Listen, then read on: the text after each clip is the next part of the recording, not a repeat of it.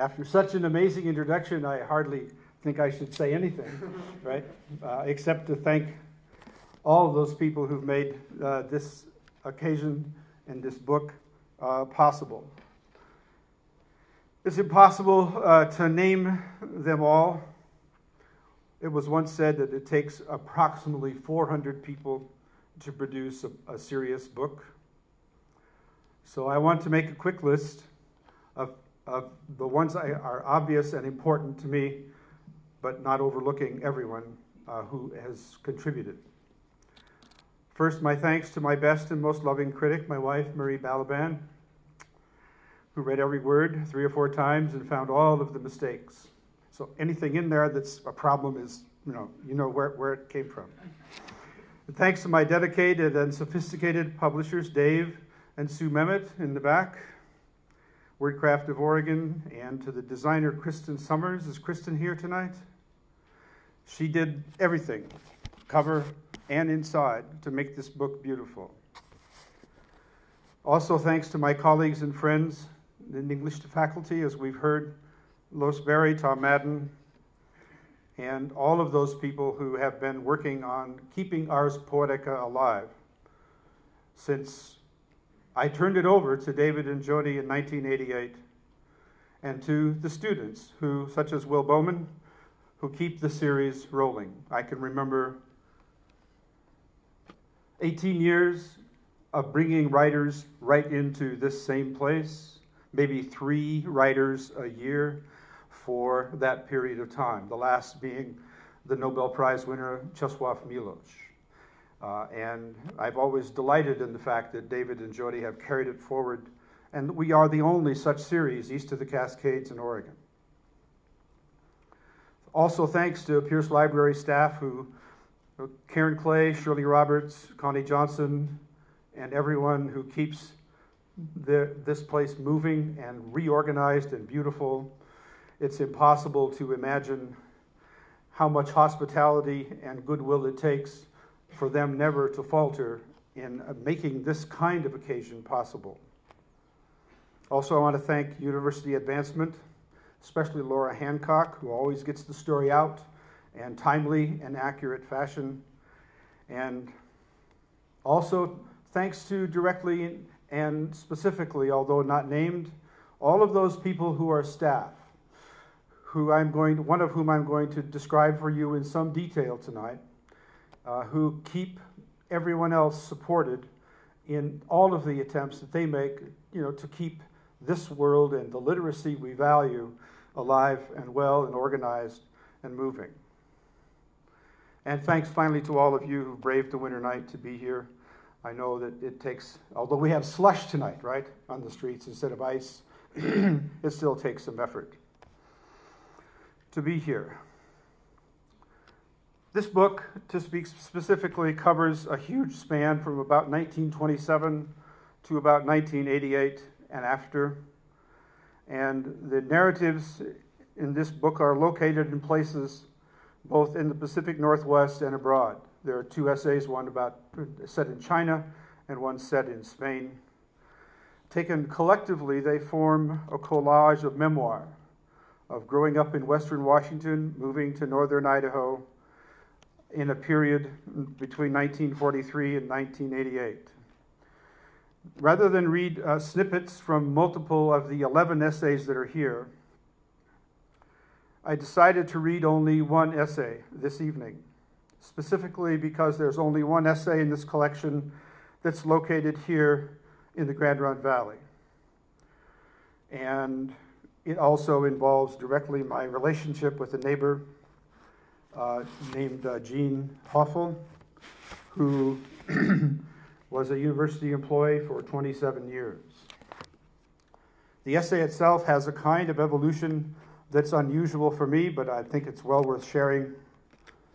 The very first text is the eulogy I wrote for her when she called me, as you will hear, to write something for her at her funeral in 1980. I put that away in a folder, and in 1988, the story that she told me that I'm going to tell you tonight was so compelling that I decided to go back and rewrite that story itself. By 2000, I decided that story was unforgettable and so important that I needed to contextualize it in a broader fashion. Finally, in 2012, it's published here for the first time. This is a narrative essay called The Red Weasel Dream. 2 months before my neighbor died, she phoned while I was at work. So when I walked in the kitchen, loaded with a pack of essays and exams to grade, the first thing my then wife said to me was, "Mrs. Hoffel wants to talk to you." There was an implicit mandate in her voice. At that time, November of 1980, we rented a farmhouse half a mile south of the Hoffel farm outside the city limits of LeGrand. The 5 years we had lived there, I had usually walked the 2 miles to the university and back, and on those walks, I passed the Hoffel place twice daily. So without taking off my coat and hat, I went back out the door, and for the second time that day, I started down the frozen gravel of Grandview Road. And as I walked, I remembered first meeting Mrs. Hoffel 10 years earlier, my first year at the university. By that time, she had become a veteran academic secretary, one of those sober and skilled and efficient and productive women whose talents and memories and manners frequently kept their elephantine deans from running completely amok. In her benign ringmistress role in the academic circus, I had learned to address her as Mrs. Hoffel. Walking down Grandview Road also brought back the blizzard and the Christmas party of 1973, 2 years before we rented that old farmhouse. That December night, while a group of young professors and families were drinking and eating snacks and visiting around a friendly wood fire, a 40-mile-an-hour wind suddenly began to blow from Ladd Canyon. And that white dragon was loaded with wet snow. When we walked out of the party, blizzard blasted and roared around us, a whiteout, freezing, horizontal storm. I chained up the red VW, and loaded with 6 adults, we lurched and spun and broke through the deepening drifts and luckily got down to the plowed city street. As we waited there, engulfed by white howl, the van rocked by sudden gusts, a car stopped and an older couple got out, bareheaded, barehanded, light coats, no boots, and they started walking up Grandview Road in that blizzard. I was dumbfounded. How could they ever survive? Through the frozen window, I watched these 2 strange figures cling to each other, lean into that driven ice and snow, and stagger up the drifted road, then hesitate and stop, and turn their backs to the wind and start walking backward like people try to do when the wind is overwhelming. Through a lull in the whiteout, I saw the shorter person stumble, so I buttoned my coat, pulled down my stocking cap, left the VW idling, ran up the road, and brought the exhausted couple down to the van. Their wet heads were plastered with snow. It was just 100 yards to their place, they said, but the wind was so strong you couldn't breathe. Their son was at home, alone, they said. They could call him from town. As I drove everyone into LeGrand that night, I didn't recognize the Hoffels, and when I dropped them off at a house in town, they thanked me, but did not introduce themselves. That night, the snow completely buried a car in an 8-foot drift in front of their house. So 5 years of walking back and forth to the university twice a day, I came to know the Hoffel place. Grandview Road divided their property in 2, but their white 1-story bungalow, shaded by maple trees, gave their farm a center. Under that green canopy, a meticulous gardener had obviously been at work. Under dazzling flower beds, trimmed shrubbery, neatly bordered edges, lush green lawns, curved walks. Mrs. Hoffel's yard was a cool and green and ordered oasis. On blazing summer afternoons, a sprinkler spreading silver, shimmering water, the yard and house together seemed like a perfect mini plantation mansion, lacking only white columns and a stanza of Beautiful Dreamer. Whenever I approached the Hoffel place on my walk home from teaching, Mrs. Hoffel seemed to be watching me, especially after she retired. Dressed comfortably in gardening clothes, ladylike blue jeans, brown cotton gloves, cotton blouse, broad straw hat, she would stand behind her white front gate, and as a sprinkler shimmered silver water on her lawn or flowers, we would talk in the shade. Some afternoons, we would visit about professors or students or classes. Through me, she could keep in touch with her former university life. A literary guild book club member, Mrs. Hoffel liked to talk about her reading in those fat hardbacks our rural mail carrier thrust into her roadside box. She said it was good to have a young family living in that old house up the road. Each morning she watched our daughter and son walk down Grandview Road to catch the yellow bus to school. She watched our daughter ride by on her white horse. She watched my wife, then in a white uniform, driving her car to work at the hospital. By the fall of 1980, I had published my second book and attracted some attention. Though I didn't tell her, I'd put Mrs. Hoffel's Green Oasis in a poem published in Poetry Northwest. Mrs. Hoffel had never known a writer. So we were neighbors, and we knew that neighbor in rural life implicitly invoked an explicit code: mutual assistance, hospitality, goodwill. One fall afternoon, when I was walking home, Mrs. Hoffel gave me a sack of iris tubers from her thickening beds. Another year, after the Hoffels replaced their single-pane picture windows with new insulated glass, she asked me if I wanted the 3 6-foot by 7-foot storm windows that were now obsolete. Committed to organic gardening and recycling, I immediately said, yes, thanks. These are gigantic. Hauling those old windows home, I enclosed our rented front porch with them, one more barrier against the sudden winter blizzards. Each year in return, I would give Mrs. Hoffel a jar of honey from my bees or a box of apples from the 2 varieties of trees on our place. From those remnants of 19th century orchard, we could all savor and share the abundance of cider, vinegar, sauce, cobbler, butter, pies. That's what neighbors were for.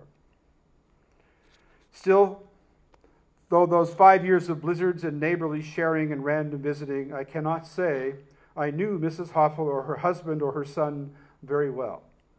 Though we lived half a mile apart, we never invited them for a meal, and they never invited us. Graying and brunette, medium height and weight, mild-mannered, generous, Mrs. Hoffel seemed benign and peaceful, but there was still formal distance between us that our names for each other implied. Visiting at her white gate all those years, I was always young Professor Venn, and she was always Mrs. Hoffel. 30 years, my senior.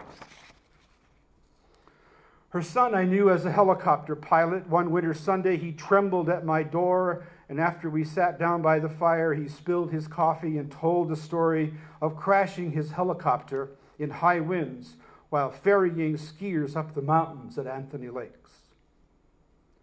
Fortunately, he walked away. No one was killed. The helicopter was destroyed. Some quiet spring evening, his spray helicopter would suddenly appear above the Hoffel Oasis, hover there like a gigantic dragonfly with spray booms extended. Then a silver poisonous mist, malathion or something worse, would saturate the air above the trees and house. Then the helicopter would just as suddenly disappear. Vector control, the county called this crazy, toxic practice.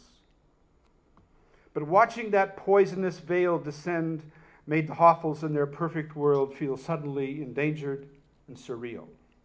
Didn't they know how dangerous that could be? Mrs. Hoffel must have asked her son to control the mosquitoes. He did what his mother said.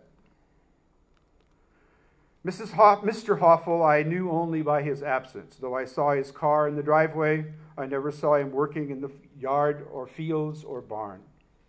He never came to the gate to visit. He seemed to be away for days at a time. I never did learn his profession. Then after Mrs. Hoffel retired, someone told me the Hoffels had divorced. Their farm had been divided. Mr. Hoffel had moved away permanently. After the divorce, our visits across Mrs. Hoffel's white gate ended, except for one afternoon when she told me about her recent travels abroad. And during that conversation, I noticed tiny stitches on her face from cosmetic surgery. So that November afternoon in 1980, when I knocked on her new front door, she'd built a new house across the road, her helicopter pilot son invited me in. Tall, strong, John Wayne type, in cowboy boots and jeans. His bloodshot eyes said he had been crying. I had no idea what was happening to them. "Mom's in here," he said. I followed him through the new house to a large bedroom on the east side. Mrs. Hoffel lay on top of a neatly made bed. She seemed comfortably covered with a quilt, but I could see fear, or was it ferocity, in her eyes. Her skin looked jaundiced and pale. "Oh, Professor, I didn't expect you so soon," she said. "What were you gathering out there in the field yesterday?" She spoke more slowly than before. "Yesterday," I said. "Yes, I thought maybe you were finding some Indian herbs or something." "Alfalfa seed," I said. "Those old varieties have a deep taproot. Thought I might seed a patch somewhere." "Well, just look at me," she said. And lifting her quilt, she showed me a bulge in her nightgown. "My liver is 3 times normal size," she said. "The doctor says he can't do anything for me now.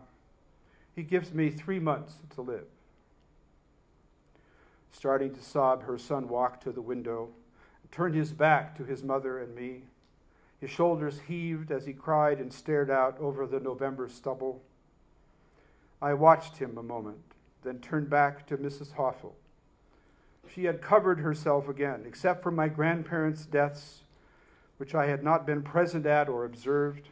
I had no experience in such moments. But as a writer, I sensed something important was happening, and some honest and compassionate language was going to be required. Clearly, Mrs. Hoffel had not called me to her deathbed just to expose her disease. "I'm sorry," I said. "Is there anything I can do?" "Well, I had to talk to you," she said. "I've been having this dream, and I can't make heads or tails of it. Can you?" I had never been asked such a question before.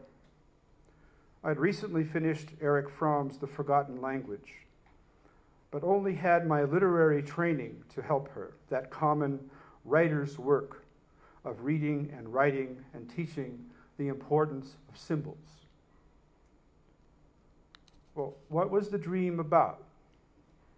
I had to ask her this. "I was a little girl," she said. "There was a red weasel out in the barn. I was trying to catch that weasel. You know, like kids do. But when I reached out to grab it, the weasel bit my finger and I died. What does that mean? I just keep dreaming it over and over every night. I only know a little about dreams, Mrs. Hoffel. But maybe your dream is telling you something you need to know now." "Well, what would that be?" I spoke to her softly. Where my words came from, I didn't know. "Well, maybe the weasel is like a part of your life that you know. beautiful and sensuous and wild and alive. But the weasel is also like another part of life that you know, dangerous and terrible and elusive and deadly. As some people say, life and death are one. Did you know this when you were a little girl? Without hesitation, she said, yes. The day my father died, she said. I knew it then. So you knew how life contains death. So maybe your dream is helping you remember that deep down understanding. Maybe some truth you need is coming to you now. You always wanted to capture that mysterious weasel, but you never could. Maybe now that beautiful weasel has captured you. Yes, she said. Yes, I see. Thank you, Professor. Thank you. She looks away from me. At the window, her son sobbed loudly. Don't cry, she called softly to him and said his name. Mrs. Hoffel's face was calm, even serene, and she shifted her eyes again to me. There's something else I have to ask you, she said. I don't want to impose, but I'm trying to plan my memorial service, and I'd like you to speak. This request was more familiar than interpreting her dream. After my grandmother's funeral, at which the officiating minister offered only inaccurate and superficial biographical details and asked no one else to speak, I vowed that if I had anything to say about the service, I would never let orthodox banalities trivialize and dismiss people I knew and loved. Death is proud.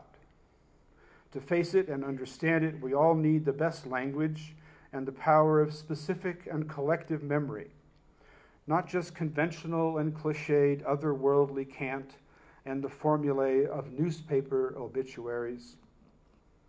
At my grandfather's funeral a year earlier, I'd read a eulogy I'd written for him. I fractured verbal orthodoxy that day, and the Orthodox in my family let me know it. So I felt ready for Mrs. Hoffel's request, more ready than I might have been. I'd be glad to help, I said. I just need your help to get the words right. How's that? She asked. I'd want to get the details right, to say what you want me to say. You know how officious preachers can be. If they don't know you well, they won't have much of anything to say, and everyone will leave feeling half empty and half angry. So what should I do? She asked. Well, just tell me your story, whatever you'd like me to say. I'll take the notes home and write up your story, and I'll come back and I'll read it to you. You can correct anything I say. Anything you'd like, added, take out what you don't like. That way I can read it with a clear conscience, and it will be yours. I'll just be your secretary. I don't have much time, you know, she said. Well, how do you feel? Some good days, some bad days? This damn medicine makes me sick in the mornings, she said. I have classes in the mornings, I said. Well, what about afternoons? She asked. I'm pretty good in afternoons. Okay, I said, I'll call before I come down. Her son stopped sobbing and turned from the window. How to comfort him, I did not know. I called him by name, and he walked with me through the new house to the front door. Taking a few minutes with him, I learned that Mrs. Hoffel had already arranged for a soloist, a minister, a local church. There would be no open casket funeral. As it turned out, I was the last person Mrs. Hoffel contacted. The next afternoon, I sat on a chair beside Mrs. Hoffel's bed. A spiral notebook on my lap, a yellow #2 lead pencil in my hand, the same pencil I used to mark the thousands of freshman essays I read in those days. It was my work now to tell my neighbor's story. To do that, I knew I had to ask her questions, then write down what she said, then follow wherever memory or word or image might lead her. What her life had been, where she would want her story to go, I had no idea. But when I asked her where she wanted to begin, she started immediately with this sentence, quote, "I grew up the day my father was killed.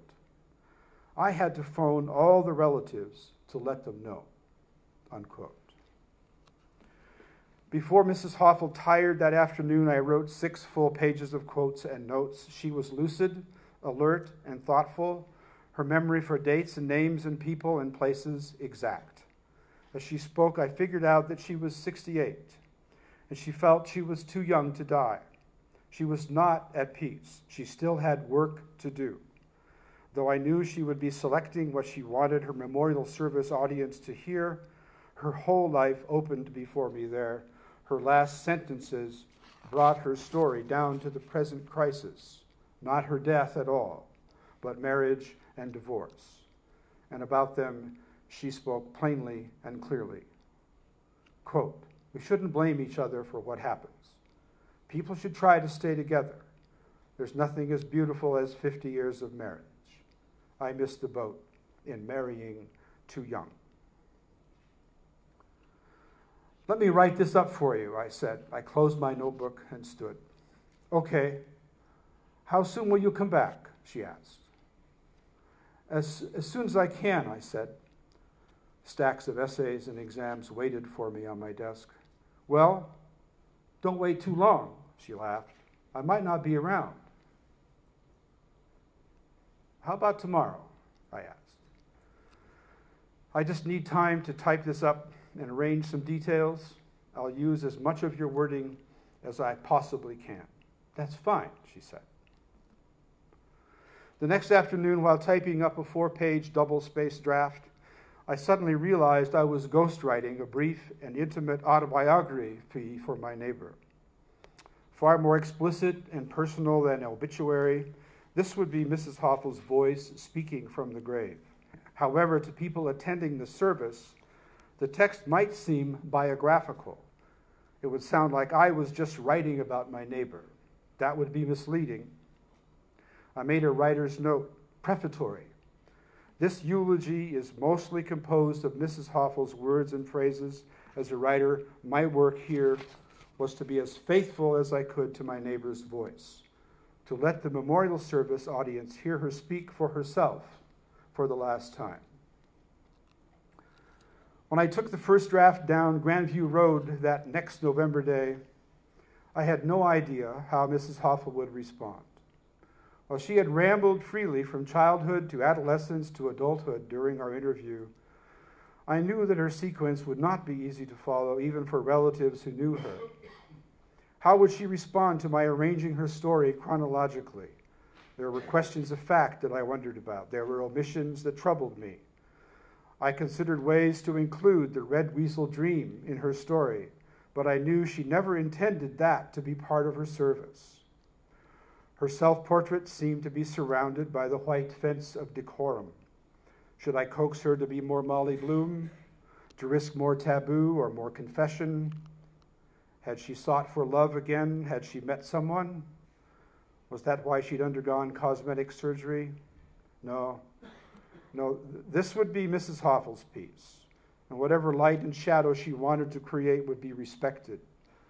More important, the red weasel dream and the revelations in the interview had suddenly shifted our neighborly relationship from the distant and formal to the intimate and personal. Writing her story, I stopped calling her Mrs. Hoffel and started calling her Jean. Somewhere to be complete, I would also have to give her maiden name. It would have Jean's boundaries, Jean's propriety, Jean's neckline. These boundaries would cast their own shadows if anyone cared to intuit or imply them.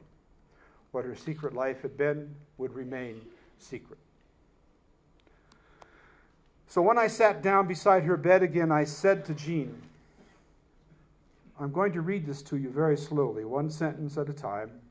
If you hear something I've got wrong, something I should add, something to take out or move, just stop me and tell me what you'd like to change. I get to correct the professor now. She smiled. Everything in the room seemed to lighten and quicken. She sat up. She pushed up her glasses. Was this the only time anyone had taken her language seriously? As I read, Jean stopped me to make changes. She clarified that she was 14, not 10, when her father was killed. She had acted in a play with Tom McCall, an Oregon governor, in Prineville, not in Portland. Her first husband had been killed in World War II, and he was a shell distributor in Madras, not in Portland. She had been invited to become an EOU university employee and had worked here for 27 years. When I described her gardening, quote, in spring her worst work was cleaning the iris beds of grass, yet she did that with determination, allowing delight in blooming crocus to balance off the sweat of crabgrass. Jean laughed out loud. That's right, she said. I hated that stuff. I shared her animosity toward crackgrass. I had fought it too. Finally, Jean made it clear to me that there were certain things she wanted understated, in particular, her divorce. At her service, she didn't want her family to dwell on that. When we were finished, I walked up Grandview Road again with her corrections and made them all. After one more editing session to double-check all the changes, Jean was satisfied. From her bed, she reached out to thank me, and I took her cold hand and thanked her. What are neighbors for? I said.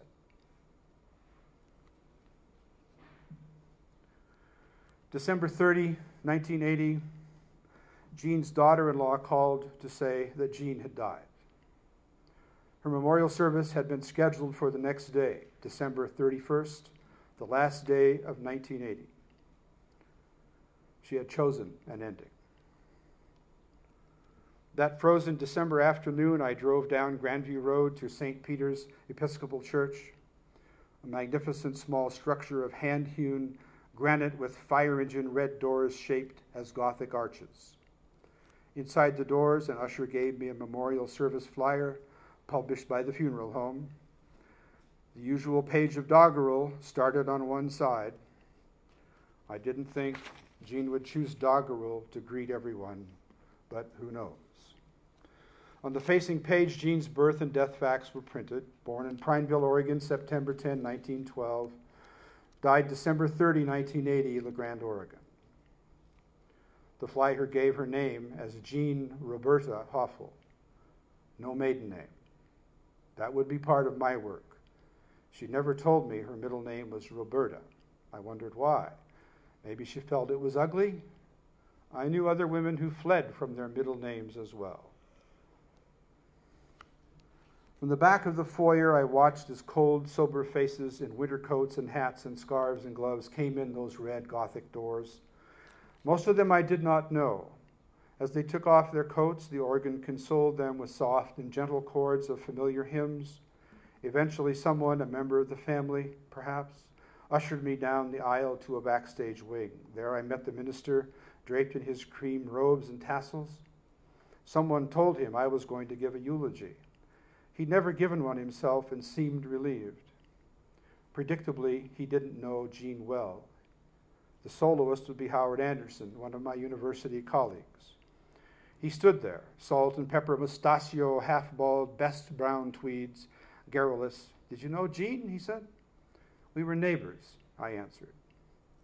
As Howard rambled on about her, I put my fingers inside my coat and touched the pages of her eulogy. Howard was a talker, but he was also a tremulous operatic tenor that Jean had asked him to sing, secretly delighted and relieved me somehow. Through 4 years of college, I had earned spending money by singing for weddings and funerals, but I always felt strange singing for dead strangers, then taking my $25 and escaping out the side door.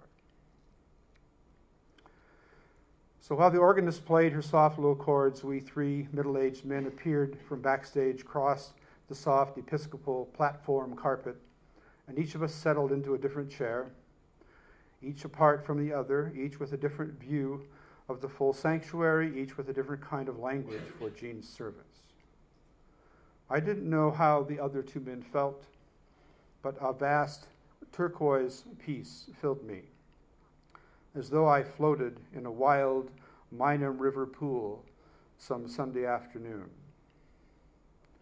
Jean had given me appropriate, honest, compassionate language. I was ready. I could honor my neighbor's life. As a writer, that was my work now. Sitting there, I wondered if that obligation was somehow a metaphor for every writer's work. I wondered why no women were participating. I wondered what the other two men would say. After the service, the minister opened the service with a prayer. Howard Anderson sang the funeral song, Melot's the Lord's Prayer. When Howard's kingdom and glory forever had subsided into silence, I walked to the pulpit on the right side of the sanctuary, nervously introduced the eulogy with this statement. These are mostly my neighbor Jean's words. 6 weeks ago, she dictated, revised, and approved this text. Here's what she wanted you to hear today, I said. And then I read the following. Jean's life began on Willowdale Ranch and Trout Creek, north of Prineville. She remembered riding horses back and forth 2 miles to school. Sometimes the creek was high and her father had to meet her and swim the horses across. During vacations, she often went to cow camps in the mountains with her father. Sometimes they fished the Deschutes River for salmon and steelhead. Often she had to stay home. To break monotony, she would go out looking for something, anything, even the tiny fish in a puddle. Her most memorable event as a child happened one fall day when the men were driving the cattle down from the Ochocos. Walking in a field alone, Jean was gradually surrounded by 100 head of white-faced steers, all staring at her. She was happy then, filled with wonder, feeling as large as the world. She also remembered clearly the day she was sent to the horse barn as a girl of 9, sent by her father to take the halters off the workhorses and let them out to feed. The barn dark, the horses' hooves bigger than her head, her small hands trembling at the buckles. As a child on that family ranch, she also remembered necessity in other ways. There were 4 cows to milk. Once her father gone, Jean was sent to get the milk cows in just before a storm. While she was on her way to the barn, the cloudburst hit. In water to her knees, she had to open the gate to bring the cattle in, and she did it. In that ranch home, she learned to take delight in flowers on a table. If there weren't enough blossoms around her mother's garden, Jean would wander into the hills and gather buttercups and yellow bells and wild onion. She said, quote, I grew up the day my father was killed. A girl of 14, she was sent to phone all the relatives. In those early years, she had learned that life had to be beautiful, that life was dangerous, that people had to be strong and ready for whatever the world might bring. Because her family admired learning and because there was no good school in the Prineville Madras area in 1926 when Jean was ready for high school, her family sent her to further her education in Portland. There she studied seriously, a lifelong joy, sang in the high school choir, and after graduation she enrolled at St. Helens Hall, an Episcopal girls' school, where she distinguished herself as a student. She clearly recalled taking 3 years of Latin. She also remembered being sent to her room by the sisters because she said, "Oh, darn," during an afternoon conversation. Soon after her time at St. Helens Hall, she married a Shell oil distributor in Madras. "I missed the boat by marrying young," she said. Her first husband was a patriotic man who enlisted for World War II and never came back. Rather than sit and wait to do nothing, Jean moved to Madras and became Jefferson County chairwoman of knitting for the Red Cross. She taught women all over the area how to knit helmet liners, shawls, sweaters, and mittens for the men in the European theater. When her first husband did not return, Jean worked on the air base for B-17s at Madras, where she learned to type. She recalled clearly the voices of German and Italian prisoners of war, conversing outside her office window as they pulled weeds. While she sometimes acted wholly self-sufficient during those years, she admired good company as long as her visitors were not condescending.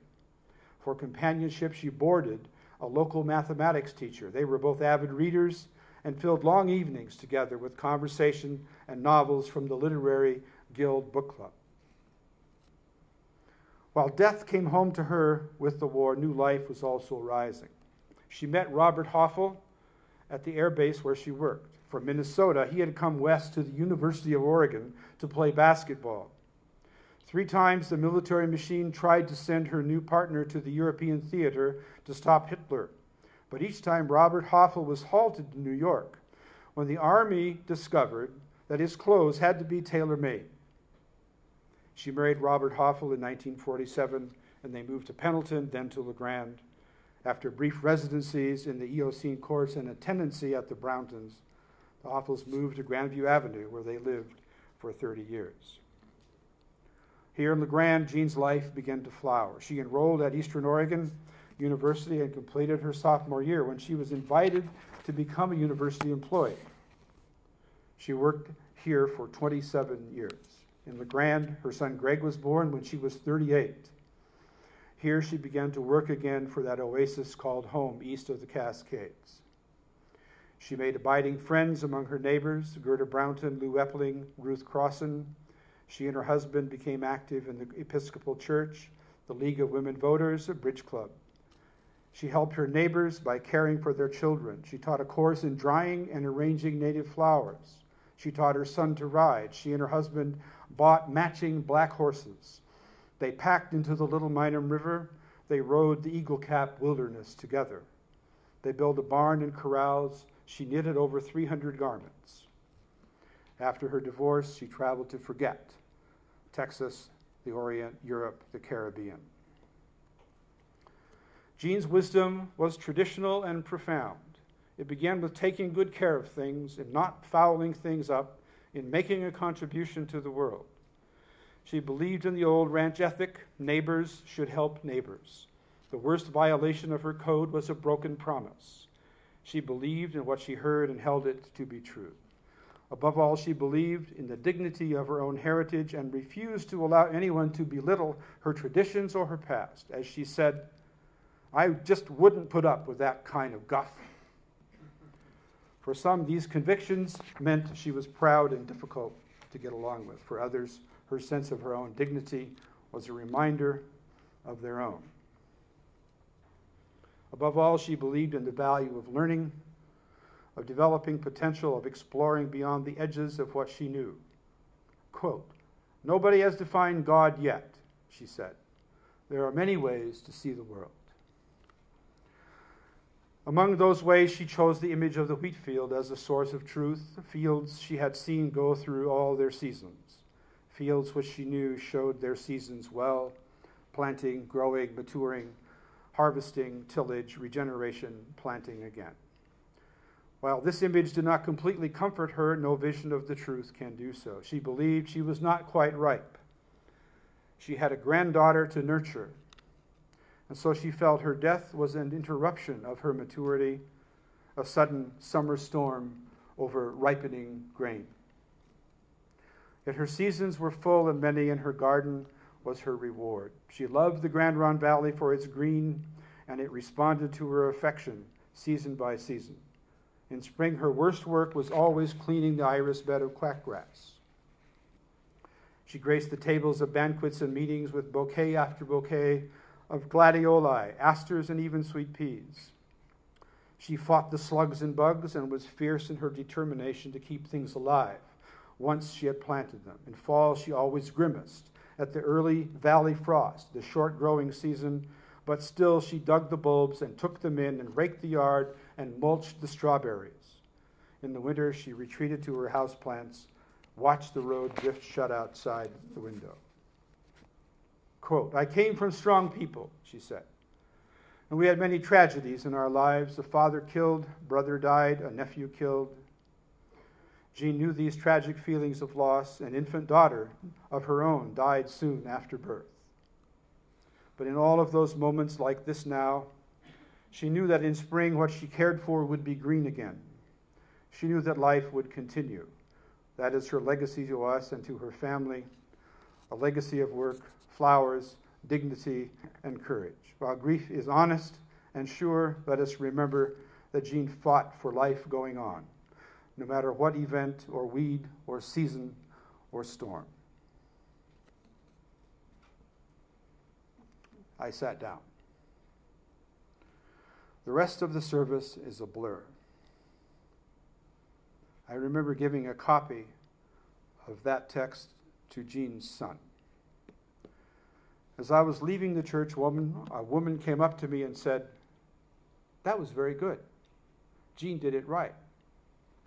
If everyone could have something like that said about them, why, dying wouldn't be so bad." I thanked her and tucked the eulogy in my coat and drove home up Grandview Road again. A new year, a new quarter were coming. I had to start work on my writing classes. That would begin again. I filed Jean's eulogy carefully away, along with the notes and the drafts and the Red Weasel Dream. No one asked anything about it. No one ever said anything about it. 18 years passed. When my new neighbors moved to Grandview Road, I helped them if I could, plowing driveways, tilling gardens, writing letters, butchering lambs, feeding animals, planning homes, hauling hay, loaning tools, trapping skunks, shooting feral cats, sharing fruits and vegetables. After all, what are neighbors for?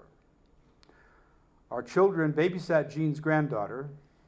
On my walks back and forth to university, I still pass the Hoffel place twice a day.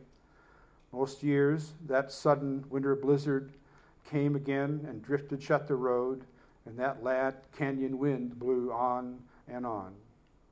Winter hawks hunched in the bare branches, the old apple trees bloomed and gave their 1,000 pounds of organic fruit. Wheat fields yield to their great cycle again and again.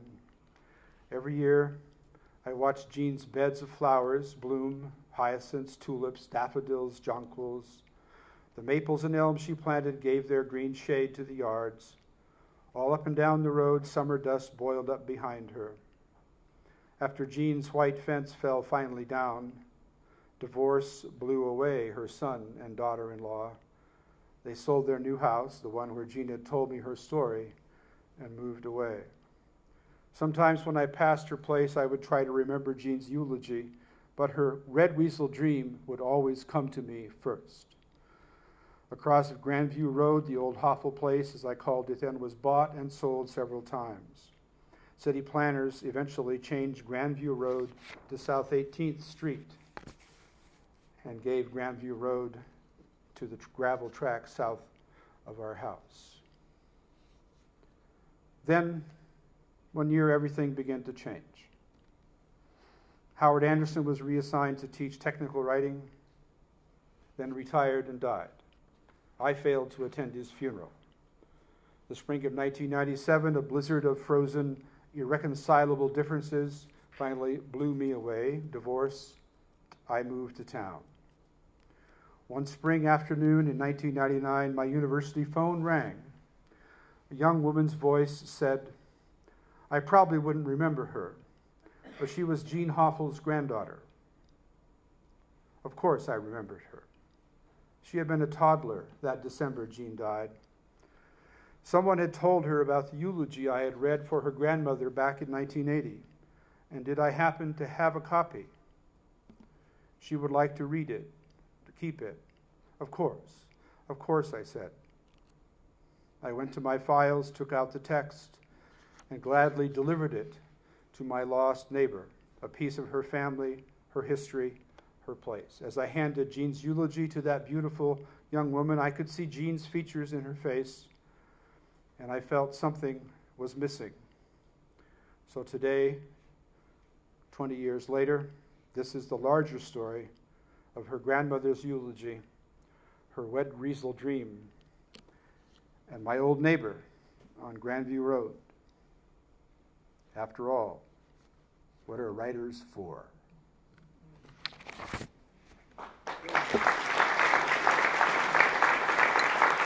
This is a poem for my son who had never who as a child is actually about the same age, maybe a little older than the child on the front, who is, in fact, going to be looking at a beehive open for the first time. It's called Inviting Alex, is my son's name, to the Bees. He must have been maybe 8 or 9. You want to come along? I'm going down to hive the swarm on the fence this afternoon. Yes, you might get stung, but I'll show you old Grandpa's way among the bees. His smoker's lit. If you'd like to hold and squeeze the bellows steady while I tie this knot in the strings of your veil, the knot he tied for me. You ready now? Let's go. How do beekeepers live? Oh, slowly with the smoke. Nothing fast or harsh or dark. Wearing white. Standing away from flight. Working the spring days alone in acres of bloom. Hear the honey flow?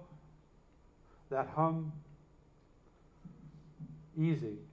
Let me take your hand. There's the queen. Still now. Let's try to get her in. By fall, she'll have her house, also chock-a-block with light. Yeah.